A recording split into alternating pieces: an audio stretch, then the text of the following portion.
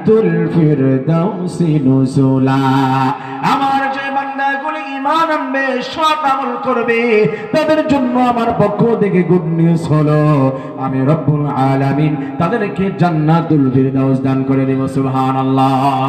আল্লাহ বলেছেন, বান্দা আমরা বলেছিলাম তিনটি কাজের আমল যদি করতে পারে আল্লাহ সমস্ত অপরাধকে নেকি বানিয়ে দিবে। কয়টি কাজ? এক নম্বরে তওবা, দুই নম্বরে ঈমান, তিন নম্বরে হচ্ছে সৎ কাজের আমল। আল্লাহ তাআলা আমাদেরকে গুড নিউজ দিলেন, ফাউলাইকা ইউবাদদিলুল্লাহ।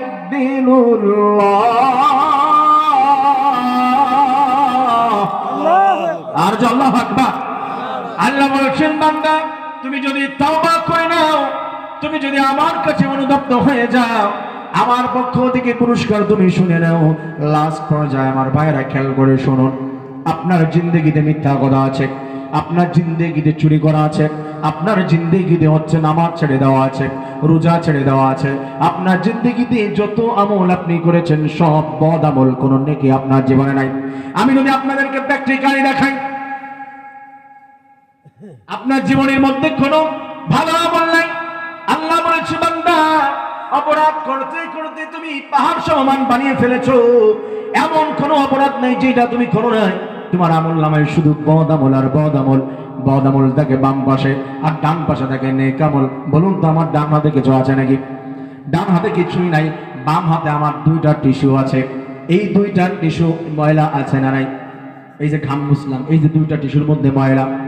আল্লাহ বলে, বান্দারে এখন তওবা করেছিস, এটার মধ্যে তোর নামাজ ছেড়ে দেওয়া, রোজা ছেড়ে দেওয়া, হজ ছেড়ে দেওয়া সব আমল, এটার মধ্যে তোর জিন্দেগির সব অপরাধ রয়েছে, গান শোনা রয়েছে, এটার ভিতরে নাটক দেখা, মুভি দেখা, সব কিছু রয়েছে।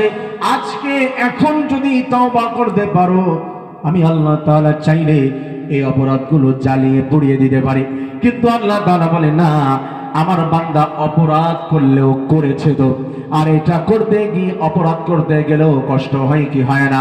আল্লাহ বলে, বান্দা যখন তওবা করে আমার দলে চলে এসেছে, আমার জান্নাতের পক্ষে চলে এসেছে, তার সমস্ত আমল যদিও বদ আমল হয়, কষ্ট করে করেছে, এটা বৃথা যেতে পারে না। জিনা করতে গেলেও কষ্ট হয়, চুরি করতে গেলেও কষ্ট হয়, কোনো মানুষকে ধোঁকা দিতে গেলেও কষ্ট হয়। আল্লাহ তাআলা বলে, বান্দারে এইটা যেহেতু তুই কষ্ট করে করেছিস, আমি চাইলে এগুলা জ্বালিয়ে পুড়িয়ে দিতে পারতাম, কিন্তু আমি আল্লাহ তাআলা জ্বালিয়ে পুড়িয়ে দেব না। টেনশন করো না, লা তাকনাতু মির রাহমাতিল্লাহ, আমার রহমত থেকে নিরাশ হবে না। উদউনি আস্তাজিব লাকুম, says your Lord, you call me, we respond to you। বান্দা আমাকে ডাক দাও, সঙ্গে সঙ্গে সাড়া দিয়ে দেব। আজকে আমার কাছে